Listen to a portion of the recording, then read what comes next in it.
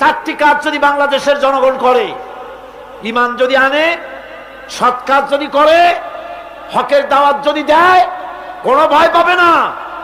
মসজিদের মেম্বারে বসে হক কথা বলবে, তাতে চাকরি থাকুক আর চলে যাক। এর নাম ঈমান। এর নাম কি? ওলামাদের সবচাইতে বড় দায়িত্ব। সবচাইতে বড় দায়িত্ব কার? ওলামা, খোতাবা। তারা হচ্ছেন ওমানাউদ্দিন, দ্বীনের আমানত আলেমদের কাছে। কার কাছে? ওলামাদের কাছে দ্বীনের দায়িত্ব। মাহফিলের ভেতরে, মসজিদের মেম্বারে দাঁড়িয়ে হক কথা বলতে হবে, না হকের বিরুদ্ধে কথা বলতে হবে। চাকরি থাক আর যাক, কোনো পরোয়া করি না। রুজির মালিক আল্লাহ। রুজির মালিক কে? জোরে চিল্লা এখন কে?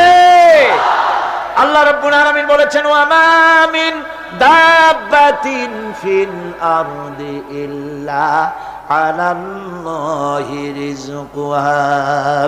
এই পৃথিবীর বুকে এমন কোন বিচরণশীল জীব নাই যে জীবের রিজকের দায়িত্ব আমি আল্লাহ আমার নিজ হাতে গ্রহণ করি নাই।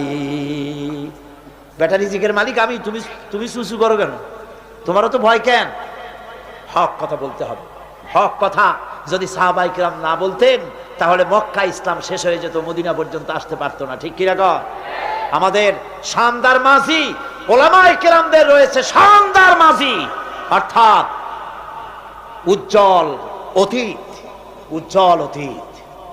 স্বাধীনতা সংগ্রামে ওলামাদের অবদান অস্বীকার্য। মাওলানা মোহাম্মদ আলী, মাওলানা শওকত আলী, মাওলানা জাফর থানেশ্বরী, মাওলানা শিববির আহমদ ওসমানী, মাওলানা সৈয়দ আবুল আলা মওদুদি, আল্লাহর যথেষ্ট বড় বড় আলেম ব্রিটিশের গোলামি থেকে দেশকে মুক্ত করার সংগ্রামে অবতীর্ণ হয়েছিলেন।